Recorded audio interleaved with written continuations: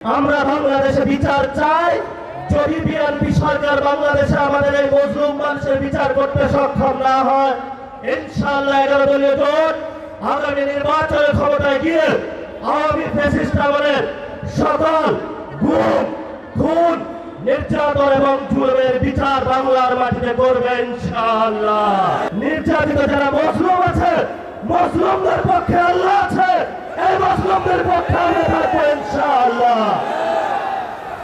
Last যে কথাটা, এই যে ইলেকশন হয়েছে, আমিরে জামাত বলেছেন যদি সেই ইলেকশনের রেজাল্টটা মেনে নেওয়া হতো তাহলে বাংলাদেশে একটা গৃহযুদ্ধ হতো।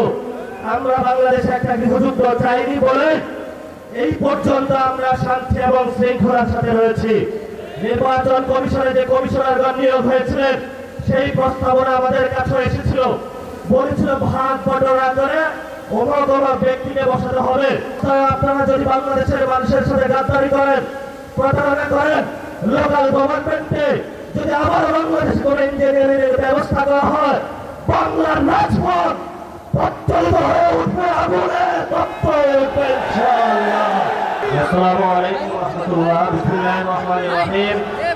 আজকের এই সমাবেশে উপস্থিত 11 দলীয় জোটের নেতৃবৃন্দ, মাননীয় বিরোধী দলীয় নেতা, মাননীয় বিরোধী দলীয় চিফ হুইপ, 11 দলের সম্মানিত সহযোদ্ধা ভাইয়েরা এবং আমাদের মা বোনেরা, আজকে কয়েকটা কথা বলে শেষ করব। আপনারা এখানে গত 17 বছরে কারা কারা মামলা খেয়েছেন বা পুলিশের হলো একটা ডান্ডা বাড়ি খেয়েছেন, সবাই একটু কষ্ট করে হাতটা তুলবেন। এই যে অধিকাংশ লোক গত 17 বছরে এখানে হলো নিগৃহীত, নির্যাতিত। এবং আজকে আমাদের যে ব্যানারের শিরোনাম সেটা আমরা দিয়েছি আওয়ামী ফ্যাসিস্ট কর্তৃক সংগঠিত সকল গুম, খুন ও গণহত্যার বিচারের দাবিতে। গত 17 বছরে বাংলাদেশে কয়েকটি গণহত্যা সংগঠিত হয়েছিল। 28 অক্টোবরে একটি গণহত্যা সংগঠিত হয়েছিল, শাপলাতে একটি গণহত্যা সংগঠিত হয়েছিল, 24-এ একটি গণহত্যা সংগঠিত হয়েছিল, পিলখানায় একটি গণহত্যা সংগঠিত হয়েছিল।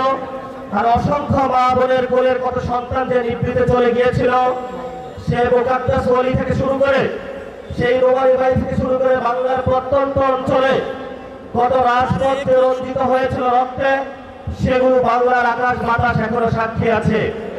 কয়েকদিন আগে প্রধানমন্ত্রী একটি বক্তব্য দিয়েছিলেন যে আমার যে মেরুদণ্ডটা ভাঙা হয়েছিল, আমি যদি প্রতিশোধ নেই তাহলে কি আমার মেরুদণ্ড ফেরত পাবো কিনা, তিনি বক্তব্যটা রেখেছিলেন। আমি সবিনয় মাননীয় প্রধানমন্ত্রীর কাছে জানাতে চাই, এই যে এখানে এতগুলো মানুষ উপস্থিত হয়েছে, যাদেরকে অন্ধকার প্রকোষ্ঠে রাখা হয়েছিল, যাদের বাপকে হলো থানায়, জেলায়, পুরো বাংলাদেশের বিভিন্ন কারাগারে ঘুরানো হয়েছিল, এই মানুষগুলো প্রতিশোধ চায় না, কিন্তু আমরা বিচারে বিশ্বাসী। আমরা বাংলাদেশে বিচার চাই। যদি বিএনপি সরকার বাংলাদেশে আমাদের এই মজলুম মানুষের বিচার করতে সক্ষম না হয়, ইনশাআল্লাহ 11 দলীয় জোট আগামী নির্বাচনের ক্ষমতায় গিয়ে আওয়ামী ফ্যাসিস্ট আমলের সকল গুম, খুন, নির্যাতন এবং জুলুমের বিচার বাংলার মাটিতে করবে ইনশাআল্লাহ। বিচারের দাবিতে আমরা মাঠে ছিলাম, আছি, ভবিষ্যতে থাকবো। বিচার নিয়ে আমরা কোনো 1 সেকেন্ডও কোনো কম্প্রোমাইজ করবো না। যদি সরকার মনে করে আওয়ামী লীগের ভোট ব্যাংকে যেভাবে একটা সমঝোতা হয়েছে, বিচারের ক্ষেত্রেও সমঝোতা করতে হবে। আমরা বলবো আল্লাহর রাস্তায় মাপ চাই। বিএনপির ভাইরা, আপনারা নির্যাতিত হয়েছেন, বাংলাদেশের সকল মানুষ নির্যাতিত হয়েছে। নির্যাতিত যারা মজলুম আছে, মজলুমদের পক্ষে আল্লাহ আছে, এই মজলুমদের পক্ষে আমরা থাকবো ইনশাআল্লাহ।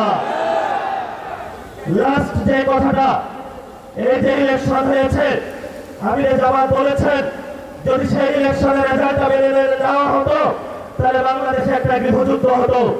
আমরা বাংলাদেশে একটা গৃহযুদ্ধ চাইনি বলে এই পর্যন্ত আমরা শান্তি এবং শৃঙ্খলার সাথে রয়েছি।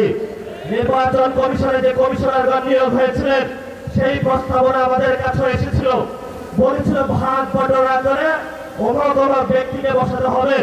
সেই সময় আল্লাহর সহায় থাকার কারণে এই সব গোপন সংলাপ আলোচনায় আমরা রাজি হই নাই। বিএনপির অনেক কমিশনার বসানো হয়েছে, বিভিন্ন বিভ্রান্ত আর্মি পার্সনকে সেখানে বসানো হয়েছে, তারা নির্বাচনে হলো ইঞ্জিনিয়ারিং করেছে। আমরা আপনাদেরকে হুঁশিয়ার করে দিতে চাই, এই অনেক কমিশনারদের এক পা অলরেডি কবরে চলে গেছে। এই অবস্থায় আপনারা যদি বাংলাদেশের মানুষের সাথে গাদ্দারি করেন, প্রতারণা করেন, লোকাল গভর্নমেন্টে যদি আবার বাংলাদেশে কোনো ইঞ্জিনিয়ারিং এর ব্যবস্থা করা হয়, বাংলার রাজপথ প্রজ্বলিত হয়ে উঠবে, আগুনে তপ্ত হয়ে উঠবে ইনশাআল্লাহ। আপনারা লোকাল গভর্নমেন্টে সবাই প্রস্তুত থাকবেন ইনশাআল্লাহ। মাঠে হয়তো আমাদের রক্ত থাকবে, নয়তো বাংলাদেশের আজাদী থাকবে ইনশাআল্লাহ। আমরা ইনশাআল্লাহ 11 দলীয় জোটের যারা নেতৃবৃন্দ এখানে আছেন, তাদের নেতৃত্বে বাংলাদেশের মানুষের পক্ষ হয়ে একটি সুষ্ঠু গণতান্ত্রিক প্রক্রিয়ার মধ্য দিয়ে এগিয়ে যাব। এটাই বাংলাদেশ, এটাই আবু সাইদের বাংলাদেশ, এটাই হলো শহীদ মুক্তির বাংলাদেশ, এটাই হলো শহীদ ওয়াসিমের বাংলাদেশ। সবাইকে আসসালাম। রাজপথে থাকবেন, রাজপথ ছাড়বেন না।